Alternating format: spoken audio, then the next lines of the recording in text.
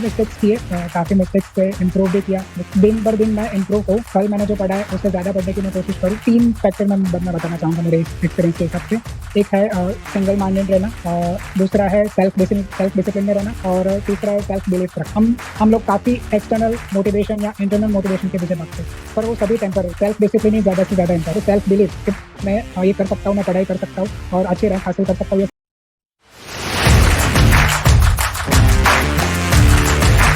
Hello everyone. आज हमारे साथ जुड़े हैं AIAPEGT के all India rank 3 doctor Bhavya Parmar. इन्होंने अपना UG government Akhandanand Ayurved college Ahmedabad Gujarat से पूरा किया है। Doctor Bhavya, all India rank 3 लाने की आपको बहुत बहुत शुभकामनाएं। Thank you ma'am, thank you so much. अच्छा डॉक्टर भव्य, AIPGT में तीसरा स्थान सिक्योर करने पे आपको कैसा महसूस हो रहा है? सच बताओ तो काफ़ी रिलैक्स और काफ़ी खुशी हो रही है, और काफ़ी ब्लेस्ड महसूस कर रहा हूँ। और ये आज मैं आपके सामने बात कर पा रहा हूँ, तो उसका पूरा श्रेय मेरी मेहनत के साथ साथ सबसे पहले तो भगवान को, मेरे माता पिता को, मेरी बहन को, मेरे पूरी जर्नी के फर्स्ट गुरु डॉक्टर अभिषेक यादव सर को और डॉक्टर अजीत पाटिल सर को देना चाहूँगा, और आयुर्गार्ड की पूरी टीम को देना चाहूँगा। जी। अच्छा भव्य, आपकी प्रिपरेशन स्ट्रेटेजी क्या रही थी? आपने संहिता और सब्जेक्ट्स को कैसे कवर किया था अपने प्रिपरेशन जर्नी? जी मैम, थोड़ा शुरू से मैं बताना चाहूँगा मैम। हमारा फाइनल ईयर का रिजल्ट जो था वो नवंबर 2022 को आया था, और हमारे इंटर्नशिप शुरू होने वाली थी दिसंबर 1 दिसंबर 2022। तो डिसाइड किया था कि पीजी करना ही है और पीजी प्रिपरेशन करनी है। और ऐसा प्रेडिक्शन था कि 23 की एग्ज़ाम जो थी वो जुलाई या अगस्त में होगी। तो हमारी जो यहाँ गुजरात में हमारी इंटर्नशिप ऐसे होती है, 6 मंथ हमारी कॉलेज के साथ जो अटैच्ड हॉस्पिटल होती है वहाँ इंटर्नशिप, और बाकी के 6 मंथ में CHC और PHC में। तो पहले से सोच कर रखा था कि पहले 6 मंथ में अच्छे से प्रिपरेशन करनी है। तो उसके लिए पहले 6 मंथ की इंटर्नशिप अगर नॉन वर्किंग PHC में हो तो मैं अच्छे से प्रिपरेशन कर सकता हूँ, ये सोचा था मैंने। तो PHC भी मैंने वैसा ही सिलेक्ट किया था कि नॉन वर्किंग हो या बहुत ज़्यादा काम ना हो, जिससे मैं प्रिपरेशन अच्छे से कर सकूँ। 6 मंथ में अच्छे से प्रिपरेशन हुई। फिर जैसे ही एग्ज़ाम की डेट आई तो इंटर्नशिप क्राइटेरिया आया कि गुजरात के स्टूडेंट्स हम जो है जो एलिजिबल नहीं है, जो फ्रेश बैच के स्टूडेंट्स है वो, क्योंकि इंटर्नशिप क्राइटेरिया मैच नहीं हो रहा था। 2 मंथ्स गैप था हमारे में, तो 2 मंथ्स से हम पीछे रह रहे थे। काफ़ी प्रोटेस्ट हुआ, और गवर्नमेंट ने NCISM ने 1 मंथ का रिलैक्सेशन दिया, तो हम 1 मंथ से फिर रह गए, एलिजिबल नहीं हुए। फिर कॉलेज की इंटर्नशिप शुरू हो गई। अब बहुत सारा गैप था AIPGT 24 की और हमारे प्रिपरेशन में। तो पूरी इंटर्नशिप में बहुत कम पढ़ाई हुई, और इंटर्नशिप का पीरियड काफ़ी अच्छे से मतलब बीता, काफ़ी अच्छे से एंजॉय किया। फिर जब इंटर्नशिप खत्म हुई तब अच्छे से प्रिपरेशन फिर से शुरू करनी थी। तो नवंबर 30 नवंबर को हमारी इंटर्नशिप खत्म हुई, और दिसंबर से मुझे फिर से अपनी पढ़ाई शुरू करनी थी। तो जब मैंने फर्स्ट टाइम प्रिपरेशन की थी तब इतना ऑर्गेनाइज नहीं था मैं। पता था कि संहिता से ज्यादा क्वेश्चंस आते हैं, तो संहिता को अच्छे से करना, बट संहिता अच्छे से करने में जो बाकी के सब्जेक्ट्स थे वो मेरे अच्छे से नहीं हो पाए थे। रसशास्त्र और रसशास्त्र, वैशेषिकल्पना और द्रव्य गुण वो मैंने बहुत अच्छे से किया था पहले, बट बाकी के सब्जेक्ट्स अच्छे से नहीं हो पाए। तब शायद मैं एग्जाम देता तो एयर ऑल इंडिया रैंक 100 या 200 के बीच में शायद मेरा आता मेरी तैयारी के हिसाब से, बट नहीं हो पाया तब। फिर मैंने जब इस साल दिसंबर से शुरू की एग्जाम की प्रिपरेशन अच्छे से, तब मैंने अजीत पाटिल सर के क्लासेस ज्वाइन किए थे। जब फर्स्ट टाइम मैंने प्रिपरेशन की थी तब मैंने मेरे फर्स्ट प्रिपरेशन जर्नी के फर्स्ट गुरु डॉक्टर अभिषेक यादव सर से प्रिपरेशन की थी। फिर उनका गवर्नमेंट एग्जाम में प्रमोशन हो गया और फिर क्लासेस बंद हुए। फिर मैंने अजीत पाटिल सर के क्लासेस ज्वाइन किए थे। तो तब से मुझे प्रिपरेशन जर्नी में मुझे ये आइडिया आया कि मैंने पीछे पीछे क्या गलती की थी। तो मैंने एक नोट डाउन कर लिया कि मैंने क्या क्या गलती की थी और मुझे उसमें इम्प्रूव करना। तो सर की स्ट्रेटेजी यही होती थी कि पूरा दिन में आप जो भी पढ़ते हो, एक एक घंटे में या दो दो घंटे में आपको अपने हिसाब से सब्जेक्ट्स या टॉपिक्स को रोटेट करके तभी आप अच्छे से कॉम्प्रिहेंसिवली सारा सिलेबस अच्छे से कर पाते हो, जो मैं पहले नहीं कर पाता था। तो वैसे ही मैंने स्टार्ट किया। मैं सुबह में पढ़ने वाला, मतलब दिन में पढ़ने वाला स्टूडेंट हूँ। तो मैंने सुबह, मेरा जो शेड्यूल है वो सुबह 7 बजे से शायद शुरू हो जाता था, और 7 बजे से 12 बजे तक बीच में छोटे छोटे ब्रेक लेकर मैं संहिता, पूरा संहिता, तीनों संहिता को ही कवर करता था। और दोपहर में मैं एमआरआई नोट्स को कवर करता था। फिर शाम को मेरा फिक्स था कि रसशास्त्र को और द्रव्य गुण को एक एक घंटा मुझे देना ही है, तो वो शाम को मैं वो देता था। और फिर बाकी के टाइम में मैं एमसीक्यू सॉल्व करता था रात अच्छा भव्य, क्या आपने कोई स्पेसिफिक टाइम टेबल फॉलो किया था, और अगर किया था तो वो कैसा था? को। जी मैम। तो मेरा फिक्स था कि पूरा दिन में मुझे पढ़ाई करनी है और बाकी का जो रूटीन हो वो कर। तो मेरा रूटीन शुरू होता था, मैं 6 बजे उठ जाता था सुबह, और 7 या 8 बजे से मेरा रूटीन शुरू हो जाता था। सुबह से लेकर 12 साढ़े 12 बजे तक, लंच टाइम के पहले तक मैं संहिता को ही प्रेफरेंस देता था। चरक संहिता, सुश्रुत संहिता और अष्टांग हृदय, जैसा मेरा टाइम टेबल होता था, जितना पोर्शन मेरा कवर होता था उसके हिसाब से मैं तीनों संहिता लेता था। फिर लंच के बाद 1 या 1:30 बजे से मैं एमआरआई नोट्स को कवर करता था, 1 या 2 सब्जेक्ट्स को लेता था मेरे साथ में। और फिर शाम को रसशास्त्र, वैशज्य कल्पना और द्रव्य गुण के लिए मैंने एक एक घंटा दिया था। और फिर रात के डिनर के बाद मैं एमसीक्यू सॉल्व। जी, यानी कि हमें कंसिस्टेंसी इंपॉर्टेंट है, हर एक सब्जेक्ट को हर एक दिन टच करते हुए, और रात को उसी के साथ प्रैक्टिस भी उतना ही इंपॉर्टेंट है, जैसे आपने बताया। अच्छा भव्य, प्रिपरेशन के दौरान आपको कौन से चैलेंजेस फेस करने पड़े और आपने उन्हें कैसे ओवरकम? मैम, मेरे एक्सपीरियंस से मैं बताऊँ तो मेरा बहुत बड़ा चैलेंज था कि कंफर्ट जोन के बाहर आकर मुझे अपने लिमिट्स को बढ़ाना है। मुझे अनलिमिटेड बनना है मुझे। तो यही मेरा था कि अ, दिन भर दिन मैं इम्प्रूव हो, कल मैंने जो पढ़ा है उससे ज़्यादा पढ़ने की मैं कोशिश करूँ, तो कंफर्ट जोन के बाहर आकर मैं अच्छे से पढ़ पाऊँ। तो मेरे यही कोशिश रहती थी मेरी दिन भर दिन, कि मैं अपने कंफर्ट जोन के बाहर आकर अच्छे से पढ़ पाऊँ। जी बिल्कुल सही कहा आपने, हमें अपने कंफर्ट जोन से बाहर निकलना होता है, बिकॉज यूजी की लाइफ काफी चिल होती है, और एआईपीसीटी में हमको थोड़ा खुद को, अपने लिमिट्स को पुश करते हुए कंफर्ट जोन से बाहर आके जितना हम पढ़ेंगे उतना ही ज्यादा हम सक्सेसफुल हो सकते। अच्छा भव्य, आपके हिसाब से एआईपीसीटी की प्रिपरेशन के लिए सबसे इम्पोर्टेंट फैक्टर क्या है? 3 फैक्टर मैं बताना चाहूंगा मेरे एक्सपीरियंस के हिसाब से। एक है सिंगल माइंडेड रहना, और दूसरा है सेल्फ डिसिप्लिन में रहना, और तीसरा है सेल्फ बिलीफ रखना। सिंगल माइंडेड रहना इसलिए इम्पोर्टेंट है क्योंकि हम काफी स्टूडेंट्स हैं जो इंटर्नशिप के साथ पढ़ाई करते हैं। तो इंटर्नशिप में हम हॉस्पिटल की ड्यूटीज करते हैं, तो काफी बार ऐसा हमारे मन में आता है कि हॉस्पिटल की ड्यूटीज हमें पढ़ाई से ज्यादा अच्छी लगने लगती है, क्योंकि वो प्रैक्टिकल ज्यादा होती है और थियोरेटिकल कम होती है। तो हमारा माइंड चेंज होता है कि अब पीछे प्रिपरेशन रहने देते और प्रैक्टिस पर ज्यादा ध्यान देते। तो सिंगल माइंडेड रहना है। फिर self discipline is more important. हम लोग काफी एक्सटर्नल मोटिवेशन या इंटरनल मोटिवेशन के पीछे भागते हैं, पर वो सभी टेम्पररी। सेल्फ डिसिप्लिन ही ज्यादा से ज्यादा इम्पोर्टेंट है मेरे हिसाब से। और सेल्फ बिलीफ कि मैं ये कर सकता हूँ, मैं पढ़ाई कर सकता हूँ और अच्छी रैंक हासिल कर सकता हूँ, ये सेल्फ बिलीफ भी इम्पोर्टेंट है। जी बिल्कुल सही कहा आपने, हमें सिंगल माइंडेड रहना है, एक जगह पे फोकस करना है कि एआई पीछे तो उस पर फोकस करता है, किधर उधर भटकना नहीं है। सेल्फ डिसिप्लिन में रहना चाहिए, प्लस हमें सेल्फ बिलीफ रखना है कि हाँ ये हम कर सकते हैं। अगर हम इन फैक्टर्स को ध्यान देंगे तो हमें सक्सेस जरूर मिलेगी। अच्छा भव्य, आपने स्ट्रेस को कैसे मैनेज किया था, खासकर एग्जाम पीरियड के दौरान? सच बताओ तो मैम, एक मेडिटेशन था मैं जो रोज करता था। रोज सुबह में नहाने के बाद मेरी पढ़ाई शुरू होने से पहले मैं थोड़ा मेडिटेशन करता था, 10-15 मिनट का, जिससे मेरा माइंड काफी काम रहता था, काफी शांत रहता था मैं, और अच्छे से कुछ भी डिसीजन लेना हो तो मैं अच्छे से ले पाता। और सेकंड डे हम जब काफी एग्जॉस्ट हो जाते हैं, काफी सेचुरेट हो जाते हैं पढ़ाई के बाद, तो म्यूजिक सुन सकते हैं। मैं म्यूजिक सुनता था, और वो भी मोटिवेशनल म्यूजिक ही सुनता था, जिससे मैं अपने पढ़ाई फिर से शुरू कर सकूं।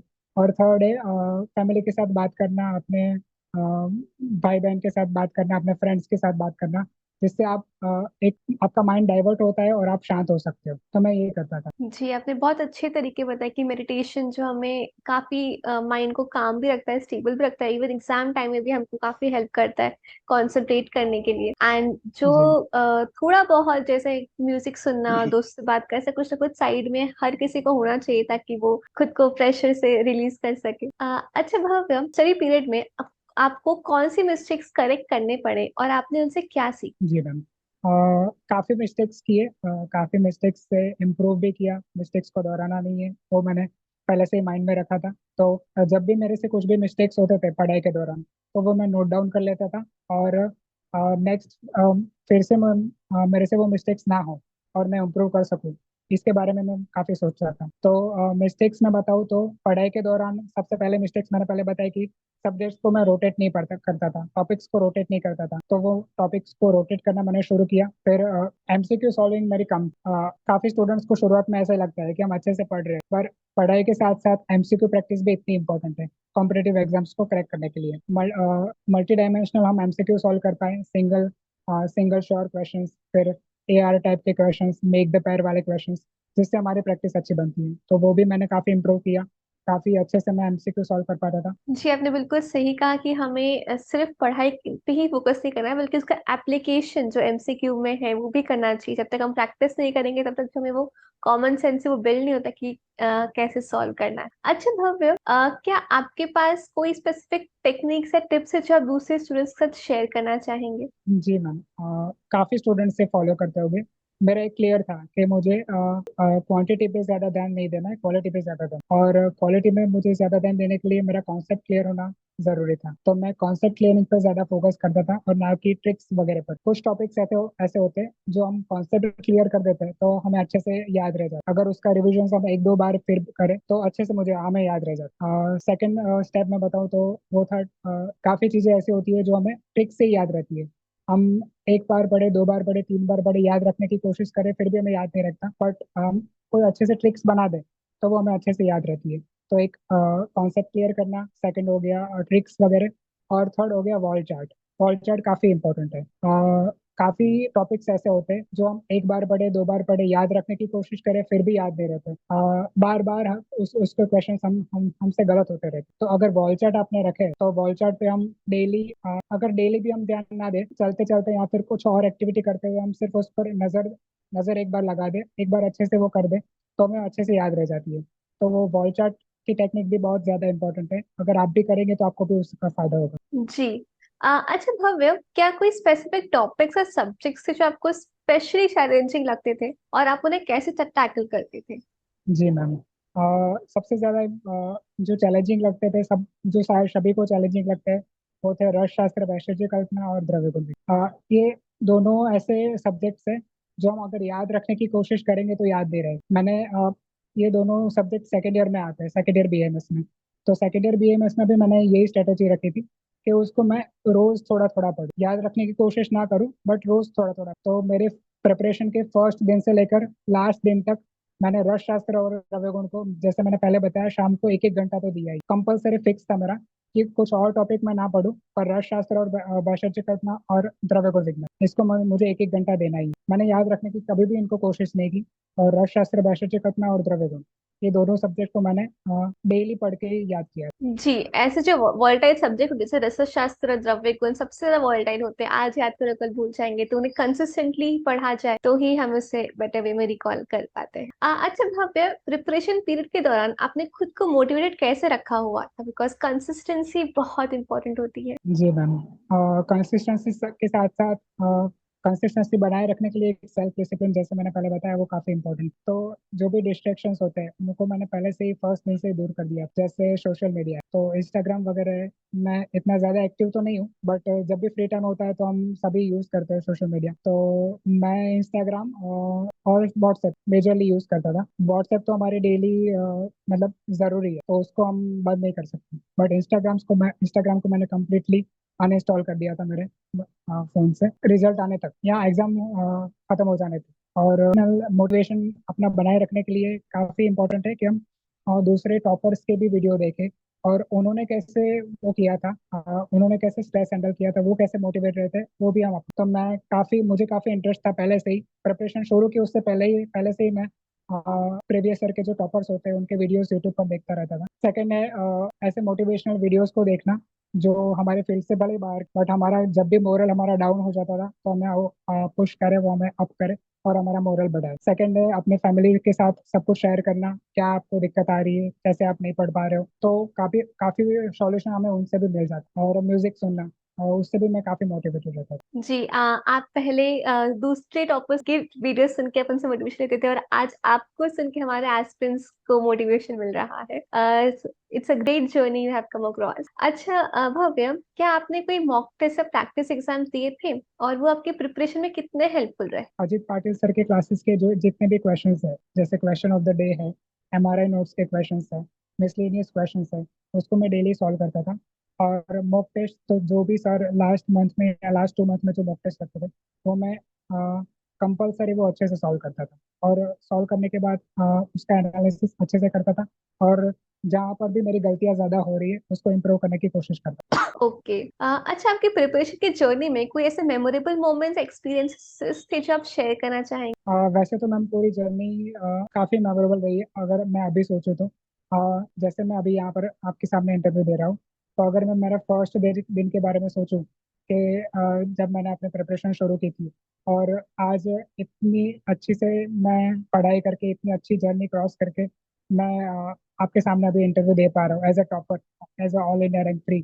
तो काफ़ी ब्लेस्ड महसूस कर रहा हूँ मैं काफ़ी ग्रेटफुल हूँ सबके लिए जिन्होंने भी मुझे मेरी स्टडी के दौरान हेल्प की और सपोर्टिव रहे। और वैसे तो मेरी पूरी जर्नी मेमोरेबल थी मेरे लिए। जी, अच्छा भव्य, आपके हिसाब से कॉम्पिटिटिव एग्जाम्स में सक्सेस अचीव करने के लिए सेल्फ डिसिप्लिन और टाइम मैनेजमेंट कितने इंपॉर्टेंट होते जी मैम, बहुत ज़्यादा इंपॉर्टेंट रहते हैं। जैसे मैंने पहले बताया, self discipline more important factor, most important factor. और टाइम मैनेजमेंट बहुत ज़्यादा इंपॉर्टेंट है। जैसे मैंने पहले बताया कि मैं सब्जेक्ट्स या टॉपिक्स को रोटेट नहीं करता था, तो उससे मेरा टाइम मैनेजमेंट अच्छे से नहीं हुआ। तो मैंने पहले बताया कि टॉप 100 में भी शायद मेरी रैंक नहीं होती पहले, बट जब मैंने मिस्टेक्स पर ध्यान दिया और उससे इम्प्रूव किया, तो मैंने ध्यान दिया कि टाइम मैनेजमेंट में अच्छे से नहीं कर पाता। तो टाइम मैनेजमेंट करने के लिए मेरी एक स्ट्रेटेजी थी कि फर्स्ट दिन से लेकर मैं लास्ट दिन तक दिन में डेली जो भी पढ़ता है, तो उसको मेरी एक छोटी सी डायरी थी, उसमें नोट डाउन कर लेता था डेट के साथ। तो उससे मुझे काफ़ी हेल्प हुई। मुझे रिविजन अपना प्लान करना हो, या फिर क्या पोर्शन मेरा हो गया है, क्या पोर्शन मेरा रह गया है, उस पर मैं अच्छे से ध्यान देता था और उसको अच्छे से कवर कर पाता था। तो टाइम मैनेजमेंट बहुत इंपॉर्टेंट। मेरी गलती भी मैं एक बताना चाहूंगा, सबके साथ शेयर करना चाहूंगा। जितने भी मॉक टेस्ट मैंने दिए उसमें अच्छे से टाइम मैनेज हो पाता था। बहुत ही आसानी से मैं 1 घंटे या सवा घंटे में पूरा मॉक टेस्ट का पेपर सॉल्व कर लेता। बट जब एग्जाम का दिन आया, तो मैं काफ़ी काम था, काफ़ी रिलैक्स था कि मुझे अच्छे से पेपर देना है। जो भी मैंने अपने पेपर सॉल्विंग स्ट्रेटेजी बनाई थी, वो पूरी मेरे माइंड पे थी। कितने मुझे अटेम्प्ट करने हैं, कैसा पेपर मुझे देना है, सब कुछ मेरे माइंड पे चल रहा था। बट जब मैं एग्जाम देने गया, और एग्जाम जैसे ही शुरू हुई, तो हम सभी को ऐसा ही होता है कि एग्जाम के क्वेश्चंस आ रहे हैं, तो हमको गलती हो जाने का डर रहता है कि हम कभी कहीं कुछ ऑप्शंस चूज करने में मिस्टेक्स कर देंगे। तो मेरा ये था कि 2-3 बार मैं क्वेश्चंस पढ़ता था।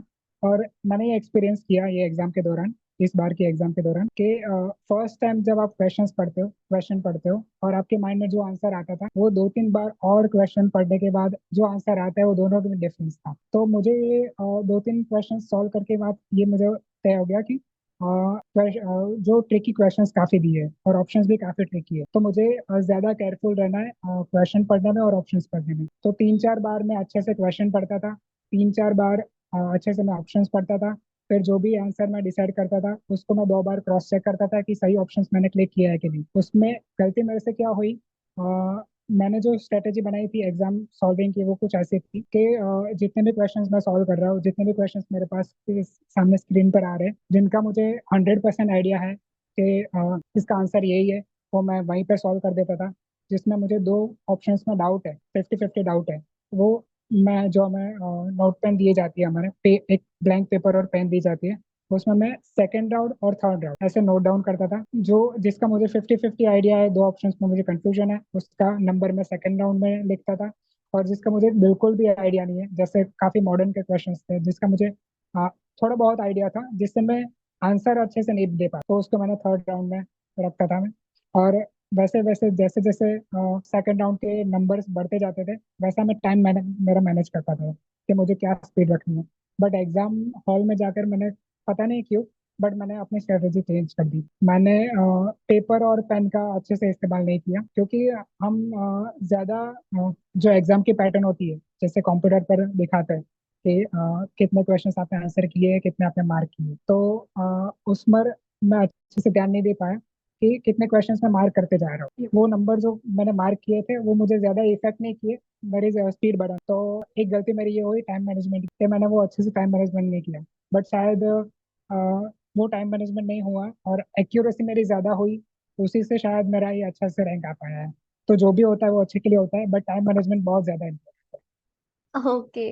वैसे जो होता है अच्छे के लिए होता है, तो बिल्कुल सही कहा। पर आपको टाइम मैनेजमेंट में आपको लगा कि कुछ गड़बड़ हुआ, बट आपकी एक्यूरेसी काफी अच्छी थी and that's why you got such a good rank. अच्छा भव्य, आपने कैसे इंश्योर किया था कि आपका पूरा सिलेबस कॉम्प्रिहेंसिवली आप पूरा कवर कर सके? है। जी मैम, और जैसे मैंने बताया कि पहले 8 या 10 महीने मैंने प्रिपरेशन अच्छे से की थी, संहिता वगैरह का अच्छे से मैंने कवर किया हुआ था। तो जब नेक्स्ट टाइम में इस साल मैंने जब प्रिपरेशन शुरू की तो मेरा यही फोकस था कि संहिता को मैं अच्छे से रिवीजन करूँ और अच्छे से पढूं, अच्छे से कवर करूँ डिटेल में, और साथ में सब्जेक्ट्स को लूँ। तो मेरा यही फोकस था। जैसे मैंने पहला अपना रूटीन बताया कि सुबह से लेकर लंच टाइम तक मैं अच्छे से संहिता को कवर करता था। फिर दोपहर में मैं एमआरए नोट्स को कवर करता था। फिर 1 या 2 सब्जेक्ट्स ले लिए 1 1 घंटे के लिए।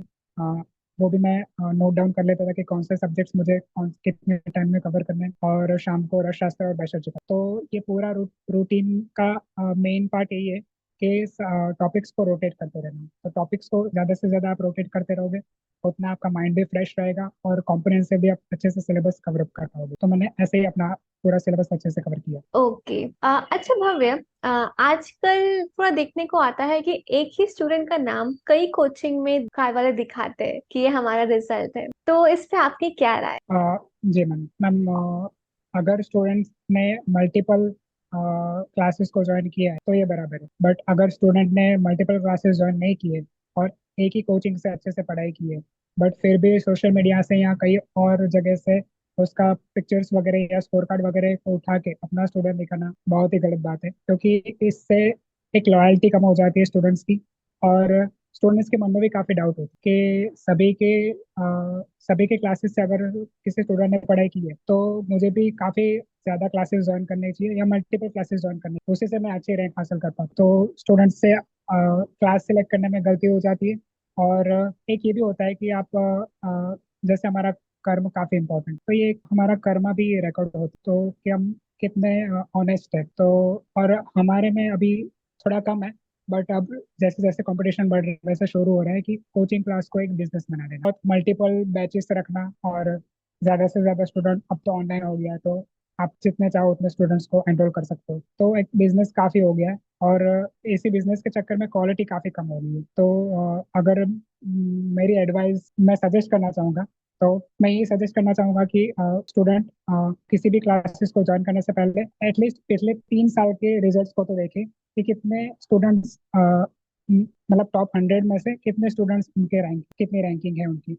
और अब तो सभी शायद सोशल मीडिया पर अवेलेबल होते, तो आप नाम सर्च करके भी किसी भी टॉपर से पूछ सकते हो कि जेन्युइनली आपने किसके क्लासेस किए थे, और किसके मुझे ज्वाइन करनी चाहिए, वो सजेस्ट कर पाए। तो ये भी काफ़ी है। तो मेरे हिसाब से तो ये गलती है, एक स्टूडेंट का फोटो टॉपर का लगा के अपने अपना स्टूडेंट को दिखाना। तो ये मेरे हिसाब से तो अवॉइड करना चाहिए सभी को। जी बिल्कुल सही कहा आपने। अच्छा, क्या आप क्लैरिफाई करना पसंद करेंगे कि आपने कौन सी कोचिंग ज्वाइन की थी? जी मैम बिल्कुल। जैसा मैंने पहले बताया कि जब मैंने पीजी प्रिपरेशन शुरू की तो फाइनल ईयर से ही मैंने तय कर लिया था कि पीजी प्रिपरेशन मुझे अच्छे से करनी है। तो फाइनल ईयर के जो भी सब्जेक्ट्स थे तभी से मैंने डॉक्टर अभिषेक यादव सर जो मेरे पीजी प्रिपरेशन के पहले गुरु थे उनसे मैंने सीखा। उनसे ही मैंने सीखा कि संहिता को कैसे पढ़ा जाए, और कैसे हम संहिता हम खुद संहिता से क्वेश्चंस निकाल सके। तो मेरे फर्स्ट गुरु वही थे। फिर जब उनके क्लासेस बंद हुए, फिर पिछले साल के रिजल्ट को देखकर मैंने डॉक्टर अजीत पाटिल सर का क्लासेस ज्वाइन किया। डॉक्टर अजीत पाटिल सर के क्लासेस ज्वाइन करने में मेरी सबसे अच्छी ज़्यादा मेरा बेनिफिट मुझे ये हुआ कि मेरी रैंकिंग सुधरी। संहिता को कैसे पढ़ा जाए या सब्जेक्ट्स को कैसे पढ़ा जाए वो मैंने अभिषेक यादव सर से सीखा। और कैसे अच्छी रैंक हासिल कर पाए, कैसे एमसीक्यू प्रैक्टिस कर पाए, और कैसे कॉम्प्रिहेंसिवली सारे टॉपिक्स और सारे सब्जेक्ट्स को कवर कर पाए, वो मैंने डॉक्टर अजीत पाटिल सर से सीखा। तो इन दोनों गुरु को मैं मेरे वंदन करना चाहूंगा और काफी ब्लेस्ड हूँ कि मुझे ऐसे गुरु मिल पाए, और पूरी आयुर्वेद टीम को भी मैं थैंक्स करना चाहूंगा। जी, गुरु का हाथ, गुरु का साथ रहता है तो एक शिष्य बिल्कुल आगे बढ़ता ही है। अच्छा भव्य, आपकी प्रिपरेशन स्ट्रेटेजी में रिवीजन का क्या रोल रहा था? मैं तो पहले से ही मानता था कि मल्टीपल मुझे रिविजन्स करना है। अगर मैंने एक चैप्टर भी पढ़ा है पर मुझे 3 या 4 दिन के बाद उसका रिविजन करना है। और रिविजन की मेरी स्ट्रेटेजी पहले ऐसी थी कि मैं अच्छे से पहले से चैप्टर पढ़ता था। जैसे संहिता का, मैं चरक संहिता को दीर्घम जीवित अध्याय फर्स्ट चैप्टर पढ़ रहा हूँ, तो मैंने अच्छे से पहले से डिटेल में उसे कवर किया, जो भी मुझे इंपॉर्टेंट लगता है, या फिर ऑडियो लेक्चर्स में सर ने जो भी इंपॉर्टेंट बताए वो मैं उसको अंडरलाइन या हाईलाइट करता था। और फिर जब सेकंड टाइम में पढ़ता था तो उसी इम्पोर्टेंट लाइंस को या उसी इम्पोर्टेंट जो वर्डिंग होता है उसको मैं पढ़ने की कोशिश करता था। फिर जैसे जैसे मेरी पढ़ाई आगे बढ़ती गई, फिर काफी सिलेबस अपना जब हम कवर करते हैं तो रिविजन काफी काफी मुश्किल हो जाता है कि कितना हम रिवाइज करें। तो फिर मैंने रिविजन स्ट्रेटेजी में थोड़ा ऐसा चेंज किया कि जैसे मैंने कोई भी टॉपिक या चैप्टर पढ़ा है तो उसको बुक से रिवाइज ना करते हुए मैं उसके क्वेश्चंस रिवाइज करूँ। तो भले ही डिटेल में ना होकर वो सुपरफिशियली हमारे क्वेश्चंस में वो रिवाइज हो जाते हैं। वो भी पूरा पूरा चैप्टर वो हमारे रिवाइज हो जाता है, भले ही डिटेल में रिवाइज ना हो। बट हमारे माइंड में वो जो भी क्वेश्चंस आते हैं, जो भी हमारे सामने जितने भी क्वेश्चंस हम सॉल्व करते हैं, तो उसके रिलेटेड टॉपिक भी उस चैप्टर से हमारे माइंड में आना शुरू हो जाता है और हम अच्छे से रिवाइज कर पाते हैं या रिकॉल करते हैं। तो मेरी स्ट्रेटेजी यही थी कि मल्टीपल मुझे रिविजन्स करना है, और रिविजन्स आप जितने अच्छे से करते हो उतना ही अच्छा आपका कॉन्सेप्ट अच्छे से स्ट्रांगली क्लियर होता है, और आप किसी भी टॉपिक को अच्छे से अच्छा रिकॉल कर। जी, कोई भी टॉपिक हमें जब तक रिकॉल नहीं होगा तब तक उसकी वैल्यू नहीं, इसलिए रिवीजन बहुत इंपॉर्टेंट होता है प्रिपरेशन की जर्नी में, जिससे हमें स्टार्टिंग से ध्यान में रख के चलना चाहिए। अच्छा भव्य, प्रिपरेशन के दौरान क्या आपको कोई सेटबैक्स या डाउट मोमेंट्स फेस करने पड़े थे क्या, और आपने उन्हें कैसे डील किया? जी मैम, जब भी हम प्रिपरेशन शुरू करते हैं तो शुरुआत में तो हमें बहुत ज़्यादा जोश होता है कि हम बहुत ही अच्छे से प्रिपरेशन कर पाएंगे। जैसे जैसे सिलेबस बढ़ता जाता है, जैसे जैसे हम हमारा डिविजन्स कम होते जाते हैं, तो हमें काफ़ी सेल्फ डाउट्स होते हैं कि मैं ये क्लियर कर पाऊंगा कि नहीं, मेरा कॉम्प्रहेंसिवली सिलेबस कवर होगा कि नहीं। तो मेडिटेशन में जैसे मैंने पहले बताया, मेडिटेशन ने मुझे काफ़ी हेल्प की मेरे माइंड को शांत रखने में और अच्छे से प्रिपरेशन करने में। तो काफ़ी सेल्फ डाउट्स आते हैं, और जब भी एग्जाम नजदीक आती है तब हमें सेल्फ डाउट होता है कि अब अब हमने काफी अच्छे से रिविजन भले ही की है, बट फिर भी हमें एग्जाम जैसे जैसे नजदीक आती जाती है हमें ऐसा ही लगता है कि मुझे कुछ भी याद नहीं आ रहा है और कुछ भी मैं रिकॉल नहीं कर। बट एक मेडिटेशन जो है वो हमारे माइंड को शांत रखने में काफी हेल्पफुल होता है। जैसे हमारे में बताया कि इंद्रियाणाम मनोनाथ मनोनाथस्तु मारुत। तो अब अगर हमें इंद्रियों पर कंट्रोल करना है तो हमें मन पर कंट्रोल करना होगा। और मनोनाथस्तु मारुत, मारुत यानी वायु, जिसको हम प्राण वायु ले सकते हैं। तो मन पर हमें कंट्रोल करना है तो हमारे प्राण वायु पर कंट्रोल करना होगा, जिसमें मेडिटेशन, मतलब अगर आप ओमकार प्राणायाम करो या अनुलोम विलोम करो तो उससे हमारा प्राण वायु पर कंट्रोल होता है, और उससे ही हमारा माइंड पर कंट्रोल आता है। तो मैं मेरा स्ट्रेटेजी पहले पहले से यही थी कि मुझे माइंड को अपना शांत रखना है, कभी भी पैनिक नहीं करना है, और कभी भी स्ट्रेस आए तो वो स्ट्रेस के सामने आकर सेल्फ डिसिप्लिन रहकर मुझे अच्छे से पढ़ाई करनी। ओके, ये तो हो गया आपकी प्रिपरेशन की बात। अभी आपका जो एग्जाम डे था, आपने उसे कैसे अप्रोच किया था? कोई स्पेसिफिक स्ट्रेटेजीज थी क्या आपकी उसके लिए? जी मैम, मैम एग्जाम के अगले दिन से मैं बताना चाहूँगा।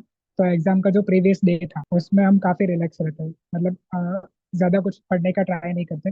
जो भी बेसिक होता है उसी को हम रिवाइज करने की कोशिश करते। तो मैंने भी वैसे ही किया। जो भी MRI नोट्स थे मैंने तो वही पढ़े, वो उसी को रिवाइज करने का कोशिश की। और जो क्वेश्चन ऑफ द डे थे सर, उसको ही मैंने सॉल्व किया, जिससे मेरे टॉपिक भी अच्छे से थोड़े बहुत रिवाइज हो गए। तो मैंने बेसिक्स को ही रिवाइज किया और अपना माइंड शांत रखने की कोशिश की। सर काफ़ी मोटिवेशनल वीडियोस व्हाट्सएप पर भेजते रहते हैं, अजीत पाटिल सर। तो उसी को देखकर, उसी से मैसेज लेकर मैंने अपने माइंड को शांत रखने की कोशिश की। एक मेरा एक्सपीरियंस शेयर करना चाहूंगा। सर ने एग्जाम के अगले दिन एक मोटिवेशनल वीडियो शेयर किया था, एक ऑर्थोपेडिक डॉक्टर की जर्नी के बारे में। तो उसने मुझे काफ़ी, मेरे माइंड पर काफ़ी इम्पेक्ट की, और एक पूरा वीडियो देखकर मैं काफ़ी रिलैक्स हो गया। मैंने अच्छे से अपनी नींद पूरी की रात को, और सुबह में भी फिर से मैंने वो वीडियो देखा तो मैं काफ़ी रिलैक्स हुआ। सुबह में मेरा जो सेंटर था, एग्जाम सेंटर, वो मेरे घर से 30-40 किलोमीटर दूर था। तो 1 घंटा पहले ही मैं वहाँ पे पहुँच गया था। जितना टाइम हमें दिया था उससे 1 घंटा पहले ही पहुँच गया। वहाँ पर बैठकर काफ़ी मेरे फ्रेंड्स थे वहाँ पर, किसी से मैंने कुछ भी डिस्कस नहीं किया। और एक जगह बैठकर कान में ईयरफोन लगाकर फिर से वो वीडियो देखा। और जो भी मेरे एक 3 सॉन्ग्स मैंने रखे थे जिससे मैं काफी मोटिवेट होता रहता, तो उसी 3 सॉन्ग्स को मैंने सुना। और फिर जैसे ही एग्जाम हॉल में एंट्री शुरू हुई, पहले से ही मैं सबसे पहले मैं एग्जाम हॉल में चला। अब एग्जाम हॉल के सामने मैंने देखा तो मेरे सामने पीसी था और उसमें वेटिंग पीरियड दिखा रहा था 52 मिनट। और मेरे से गलती ये हुई कि हम काफी स्ट्रेस हो जाते हैं, तो एग्जाम की एंट्री में काफी स्ट्रिक्ट इस बार था, तो काफी चेकिंग्स वगैरह हो। तो हम हमको साथ में हम एक बॉल पॉइंट पेन ले जानी है और ट्रांसपेरेंट बॉटल ले जानी है, साथ में हमारी हॉल टिकट और आईडी प्रूफ ले जाए। तो मैंने बैग में से बॉटल तो निकाली, पानी की बॉटल, बट वहीं छोड़ दी और एग्जाम हॉल में एंटर कर गया। अब 52 मिनट्स और एग्जाम के 2 घंटे मुझे पानी के बिना निकलने थे, तो मैंने रिक्वेस्ट भी की, बट काफी स्ट्रिक्ट था, तो हॉल से बाहर आप नहीं जा पाते। अगर मैं यहाँ पे पैनिक हो जाता तो मेरा पूरा पेपर मेरा बिगड़ जाता। बट मैंने तब भी मैंने जो मेरी पहले स्ट्रेटेजी बताई कि मेडिटेशन, वहाँ पर 52 मिनट्स बाकी थे, तो मैंने अपने माइंड को शांत रखा, थोड़ा सा ओमकार प्राणायाम किया, जिससे मेरा माइंड शांत हुआ और फिर मैंने अच्छे से एग्जाम दिया। तो ऐसा ही होता है कि हम कुछ भी हमारा किसी भी चीज़ पर हमारा कंट्रोल नहीं होता, तो जो भी अनकंट्रोलेबल्स है, अगर हमारे साथ अनकंट्रोलेबल कोई भी चीज़ हो जाती है तो हमें अपना माइंड शांत रख के उसको फेस करना। जैसे ही मैंने फेस किया, मेरे पेपर अच्छा गया। जी अच्छा, आपने अभी तक बताया कि आपके पीसी के सामने आने तक की स्टोरी। अब हम जानना चाहते हैं कि आपने जब पेपर आया उसके बाद आपने कितने क्वेश्चंस अटेम्प्ट किए और कैसे अटेम्प्ट। जी मैम, एग्जाम के 5-6 क्वेश्चंस को जो पेपर आ रहा था, जो 5-6 क्वेश्चंस को देखकर सर ने अगले दिन, एग्जाम के प्रीवियस दिन बताया था कि आपकी तैयारी कैसी है और इसके हिसाब से आपको कितने क्वेश्चन सॉल्व करने चाहिए। तो जैसे ही मैंने एग्जाम पेपर देखा, 5-10 क्वेश्चंस देखे, तो मैंने डिसाइड किया था कि मेरी तैयारी के हिसाब से मुझे 110 क्वेश्चन सॉल्व करने हैं। 120 क्वेश्चंस में से 104 क्वेश्चंस अटेम्प्ट किए थे, और उसमें से मेरे 6 क्वेश्चंस गलत हुए और बाकी के क्वेश्चन सही हुए, जिससे मेरी 386 मार्क्स मैंने हासिल किए, और उससे ऑल इंडिया रैंक 3 मैंने हासिल। तो जैसे ही एग्जाम शुरू हुआ और क्वेश्चन पेपर मेरे सामने आया पीसी पर, मैंने 5 से 10 क्वेश्चन अच्छे से देखे, और मैंने डिसाइड किया कि पेपर देखकर कि मुझे एटलीस्ट 110 क्वेश्चन को सॉल्व करने हैं 120 में। जैसे जैसे मैं क्वेश्चन सॉल्व करता गया, ज्यादा केयरफुली मैं उसको पढ़ता गया, 3-4 बार मैंने ऑप्शन अच्छे से पढ़े, 2 बार मैंने आंसर को क्रॉस चेक किया। इसके चक्कर में 90 क्वेश्चंस मैंने फर्स्ट राउंड में क्लियर किए, और 30 क्वेश्चंस मैंने मार्क फॉर रिव्यू, और उस 30 क्वेश्चंस का आंसर मुझे फिर से देने में सिर्फ 7 मिनट्स मेरे बचे, और उस 7 मिनट्स में मुझे 30 क्वेश्चंस को कवर कर। तो जैसे मैंने पहले बताया कि मेरे मेरे से गलती ये हुई कि जो मॉक टेस्ट के दौरान मैं करता था, मेरी स्ट्रेटेजी थी कि सेकेंड राउंड वाले क्वेश्चंस को, जिसको मुझे सेकेंड राउंड में सॉल्व करना है, जिसमें मुझे 50% डाउट है, 50-50%, उसको मुझे मुझे पहले अटेम्प्ट करना चाहिए था। और जो थर्ड राउंड वाले क्वेश्चन है, जिसका मुझे कुछ भी आइडिया नहीं है, और अगर टाइम बचता है तो ही मुझे उसको अटेम्प्ट करना है, तो मैंने सेकंड राउंड और थर्ड राउंड का लिस्ट तो बनाया ही नहीं। मेरे पास सिर्फ एक नंबर था 30, जिसको मैंने मार्क फॉर रिव्यू किया था। अब मुझे शुरुआत से उनको सभी को देखना था जिसको मैंने मार्क फॉर रिव्यू किया है। तो एक मुझसे गलती यही हो गई टाइम मैनेजमेंट में, और उस 7 मिनट में मैं एक के बाद एक क्वेश्चंस को सॉल्व करता गया। मैंने इंश्योर किया कि मैं एटलीस्ट 100 क्वेश्चन तो सॉल्व करूँ, तो 400 मार्क्स का तो मैं कवर करूँ। तो 100 क्वेश्चन हुए, उसके ऊपर मैं सिर्फ 4 क्वेश्चन सॉल्व कर पाया।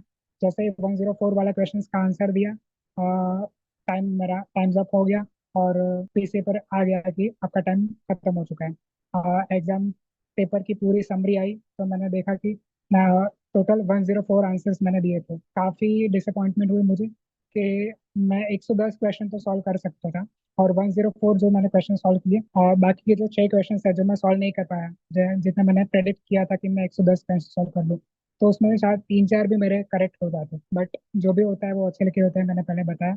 तो 104 क्वेश्चन मैंने अटेम्प्ट किए, उसमें से मेरे 6 क्वेश्चन गलत हुए, और 386 मार्क्स मैंने हासिल किए। जी मैम। ओके। एक आपका एक बहुत ही इंटरेस्टिंग स्टोरी थी कि आप इतना अटेम्प्ट करना चाह रहे थे बट नहीं हो पाया, but that is also really good number कि आपने इतने क्वेश्चन अटेम्प्ट किए with, and that too with such a good accuracy. Hats off to that. अच्छा भव्य, आपने इतनी अच्छी रैंक हासिल की है, तो आपका ड्रीम कॉलेज या ड्रीम ब्रांच क्या है। ऑनेस्टली बताओ तो मैम, जब मैंने प्रिपरेशन स्ट्रेटजी मेरी प्रिपरेशन शुरू की, तब मैंने एक स्टिकी नोट पर लिख दिया था मेरा गोल। तो मैंने उस पर ये लिखा था कि ऑल इंडिया रैंक 1 से लेकर 25। और मुझे पहले से ही काया चिकित्सा में इंटरेस्ट है, तो काया चिकित्सा मेरी ड्रीम ब्रांच थी। मैंने कोई भी कॉलेज फिक्स नहीं की थी, क्योंकि एक होता है कि डाउट मन में रहता है कि आप कर पाओगे कि नहीं कर पाओगे। तो मुझे एक ऐसा था कि ऑल इंडिया रैंक 1 से लेकर 25 तक मुझे अच्छे से अगर मेरा आ जाए मुझे उतने अच्छे मुझे प्रिपरेशन करनी है। बाद में मुझे थोड़ा सा भी गिल्ट ना हो कि मैं और अच्छा कर पाता, बट मैंने नहीं किया। तो मेरी प्रिपरेशन स्ट्रेटेजी पहले से ही ऐसी थी कि ऑल इंडिया रैंक 1 या 25 इसके बीच में मेरी रैंकिंग रहे, उतनी अच्छे से मेरे को प्रिपरेशन करनी है। तो मेरी ड्रीम ब्रांच तो मेरी अभी भी काया चिकित्सा ही है, बट ड्रीम कॉलेज मैंने अभी तक डिसाइड नहीं, क्योंकि इतना अच्छे से सभी कॉलेजेस के बारे में आइडिया नहीं था कि कितना एक्सपोजर कहाँ पे है। और अगर गुजरात से बाहर भी मुझे जाना पड़े तो मैं अच्छे से मैनेज सब कर पाऊंगा कि नहीं। बट अभी तो सारे ऑप्शंस मेरे लिए खुले हैं। तो काफ़ी अच्छे से मैं इंक्वायरी कर रहा हूँ, अजीत पाटिल सर से भी बात कर रहा हूँ, मेरे काफ़ी सीनियर से भी बात कर रहा हूँ कि कहाँ पे मुझे एक्सपोजर अच्छा मिलेगा, काफ़ी हॉस्टल फैसिलिटीज़ वगैरह कहाँ पर अच्छी है, कहाँ पर जो मेरी प्रकृति है उसके हिसाब से मैं अच्छे से सेट हो सकता हूँ। तो काफ़ी अभी तो इंक्वायरी चल रही है, बट हाँ, ड्रीम ब्रांच मेरी काया चिकित्सा ही है। जी, आपने चाहा था कि आपका रैंक 1 to 25 के बीच में आए और आपको रैंक 3 आया, और जब चाह रहे आपका इतना अच्छा रैंक है कि आप जो चाहेंगे आपको वो मिल भी जाएगा। सो उसके को बहुत बहुत शुभकामनाएं। अच्छा थैंक यू मैम। भव्य, आपके फ्यूचर प्लान्स क्या है? इस सक्सेस के बाद आप आगे क्या करना चाहेंगे? मेरा फ्यूचर प्लान तो अभी तक यही है कि मुझे अच्छे से 3 साल में पीजी के जो 3 साल होते हैं उसमें अच्छे से मॉडर्न और आयुर्वेद को अच्छे से स्टडी करना है, अच्छे से पेशेंट्स को देखना है, और फिर फ्यूचर में अच्छा प्राइवेट प्रैक्टिशनर बनना है। तो अभी तो मेरा गोल यही है कि मुझे अच्छे से प्राइवेट प्रैक्टिशनर बनना है। जी। अच्छा भव्य, एआई पीएचडी की प्रिपरेशन कर रहे हैं जो एस्पिरेंट्स हैं अभी, आप उन्हें क्या एडवाइस देना चाहेंगे? जी मैम। सबसे पहले तो जो भी स्टूडेंट्स फाइनल ईयर में है और उन्होंने किसी भी कोचिंग क्लास के साथ ज्वाइन हो गए हैं, तो सबसे पहले तो मैं उनको कॉन्ग्रेचुलेट करना चाहूँगा कि आपका डिसीजन बिल्कुल सही है। आइडियली मेरे हिसाब से, मेरे एक्सपीरियंस के हिसाब से फाइनल ईयर से ही पीजी की प्रिपरेशन शुरू करनी चाहिए। तो फर्स्ट तो यही कि जो जितने भी स्टूडेंट्स फाइनल ईयर में हैं और पीजी का डिसाइड कर लिया है, प्रिपरेशन शुरू कर दी है, उनको कॉन्ग्रेचुलेट करना चाहूँगा। सेकंड, मैं जैसे मैंने अपना प्रीवियसली भी डिस्कस किया कि आप अगर अच्छे से कोचिंग को ढूंढ रहे हो, अच्छे से कोचिंग ज्वाइन करना चाहते हो, तो आपको उस कोचिंग का रिजल्ट आपको देखना है। प्रीवियस एटलीस्ट 3 इयर्स का तो रिजल्ट देखना ही है। तो उन्होंने कितने टॉप 100 में एटलीस्ट उनकी कितने रैंकिंग्स हैं। अगर 10 से कम रैंकिंग है तो आपको उनसे अच्छे से इंक्वायरी करनी है कि उस क्लासेस में कैसे पढ़ाया जाता है, कैसे प्रिपरेशन कर रहे हैं, कैसे स्टूडेंट्स के साथ पर्सनल कनेक्ट किया जाता है। और एक थर्ड एडवाइस मैं ये देना चाहूँगा कि सेल्फ डिसिप्लिन को आपको थोड़ा सा भी नेग्लेक्ट नहीं करना है। सेल्फ डिसिप्लिन को अच्छे से बनाए रखना है। अगर आपके पास कुछ भी नहीं होगा, कुछ मोटिवेशन भी नहीं होगा, एक्सटर्नल मोटिवेशन या इंटरनल मोटिवेशन कुछ भी नहीं होगा, तो वो सब टेम्पररी, कुछ भी नहीं होगा तो भी चलेगा। बट एक सेल्फ डिसिप्लिन और एक सिंगल माइंडेडनेस बनाए रखनी है कि मुझे प्रिपरेशन अच्छे से करनी है और उसके लिए डिसिप्लिन लगेगी। और डिसिप्लिन, अजित पाटिल सर भी बताए थे कि डिसिप्लिन की एक डेफिनेशन, सिंपल सी डेफिनेशन क्या है। तो आपका जो भी गोल है उसको पाने के लिए आपका अगर मन नहीं भी है कुछ करने का, फिर भी आपके एफर्ट्स उस गोल की तरफ ही होने चाहिए। यही मेरे हिसाब से तो सेल्फ डिसिप्लिन की एक बहुत ही अच्छी और सिंपल डेफिनेशन है। तो एक सेल्फ डिसिप्लिन बनाए रखना है। तो यही 3 एडवाइस मैं पेरेंट्स को देना चाहूंगा। जी, आपने बहुत अच्छी एडवाइस दी हमारे एस्पिरेंट्स को, and thank you so much Bhavya कि आप हमारे साथ जुड़े, अपना टाइम लेकर आए, हमारे एस्पिरेंट्स को अपनी स्ट्रेटेजीज को शेयर किया, उन्हें इतना मोटिवेट किया, आपकी जर्नी को शेयर किया। Thank you so much for that and all the very best for you. Thank you so much ma'am.